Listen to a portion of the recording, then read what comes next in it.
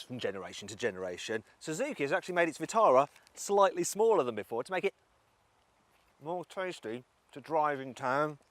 Now, the old version used to be a rival for the Honda CR-V, but this new, smaller version, it's more of a rival to Honda's HR-V, the smaller version.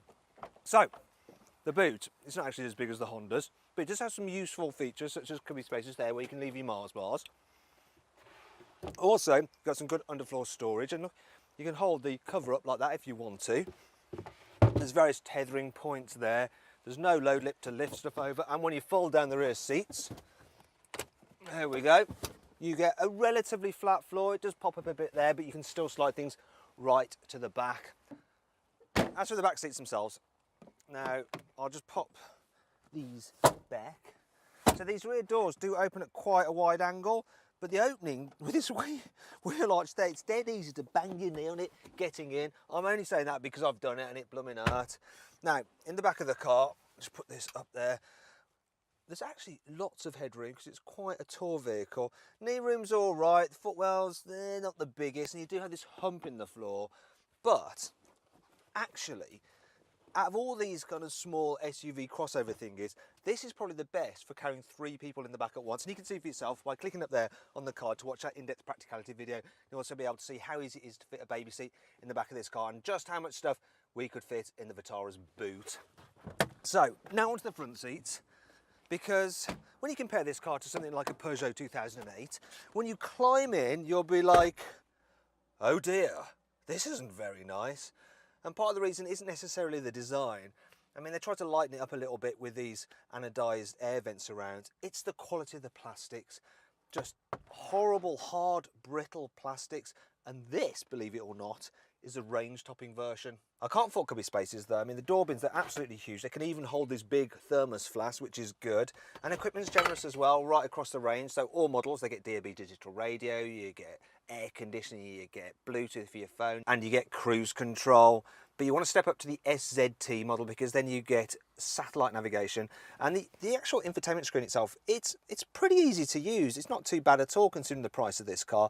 It can be a bit laggy, but on the whole, I'm rather impressed. Now, if you click up there on the card in the top right hand corner of the screen, you can see our in-depth video review of the infotainment system and have another good look around this car's cabin. Now though, it's time for the road test bit.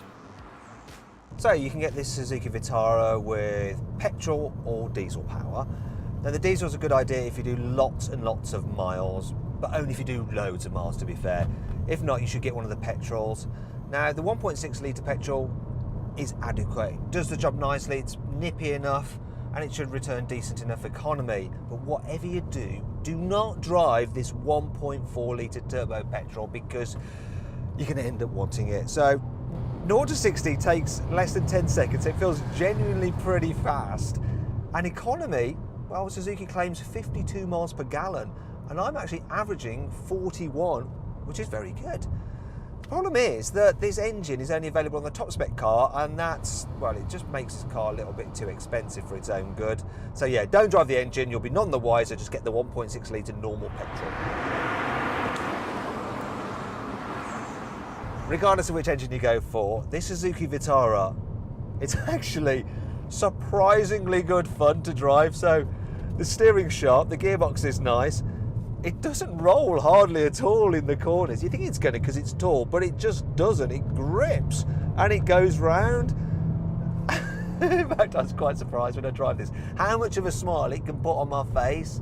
There are a few things that aren't so good about it. So the suspension can feel a little bit bumpy at slower speeds, but the faster you go, the better it gets. The only problem is the faster you drive in this car, the more road and wind noise you get.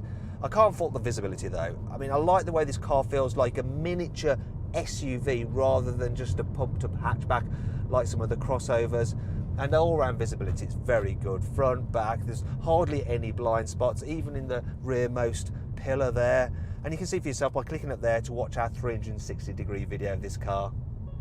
However, the Vitara isn't perfect. There are a few annoying things about it. This car may look rugged, but some of the plastics are less so. The door's shut with a really expensive sounding clunk. Not. You can only get auto city braking on the SZ5. It's not available as an option on other models.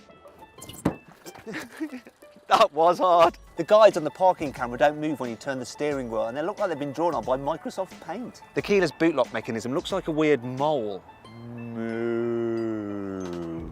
Thankfully, to make up for all this, there's plenty of cool things about this little Suzuki. Like some big serious off-roaders, this little SUV gets a hill descent control button for those who can't manage steep slopes on their own. This is one of the lightest cars in its class. It weighs a little over a ton actually, but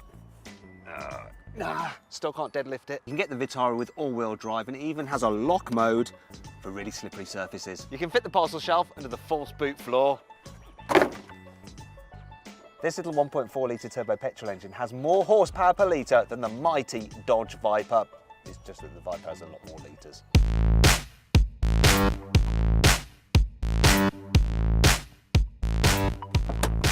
So then, overall, what do I think of the Suzuki Vitara? Well, some of the plastics in the cabin are pretty horrible, and it's quite noisy at speed, but it's a practical car for such a small thing, and it's surprisingly good fun to drive. Now, if you click up there, you can get more information and find out the best deal you can get on a Suzuki Vitara at carwow.co.uk. Thanks for watching. If you enjoyed this video, please like it, share it and subscribe to our channel. And if you click over there, you can watch our detailed practicality, infotainment and 360-degree passenger ride videos for the Suzuki Vitara. Now, did you know that Suzuki was originally founded as a weaving company in 1909? Who knew?